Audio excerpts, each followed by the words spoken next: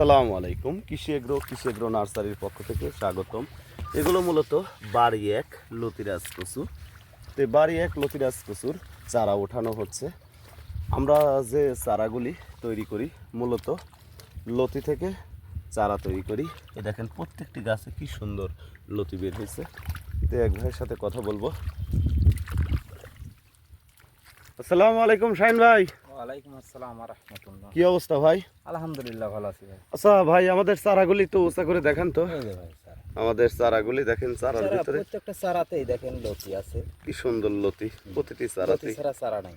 এখানেই বোঝা যাবে এটা অরিজিনাল বাড়ি এক লতিরাজ কচু। আচ্ছা, এই কচুর চারাটা লাগাতে হয় কিভাবে?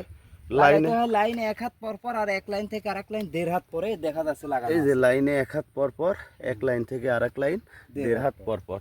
জি। আচ্ছা, কচুর চারা কি 12 মাসই লাগানো যায় না শুধু না, লাগানো যায় 12 টাইমে? মাসেই লাগানো যায় কচু। এই লতিরাজ কচু 12 মাসেই লাগানো যায়। 12 মাসেই হুম। লাগানো যায়। যদি আপনারা গরমের সময় যদি রোপণ করেন সেক্ষেত্রে আপনার 35 দিনেই লতি বের হয়ে আসবে। আর শীতের সময় যদি চাষাবাদ করেন সেক্ষেত্রে 3 মাস সময় লাগে।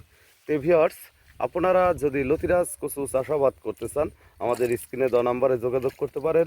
আমরা বাংলাদেশের প্রতিটি জেলায় এই লতিরাজ কচুর চারা পাইকারি সেল দিয়ে থাকি।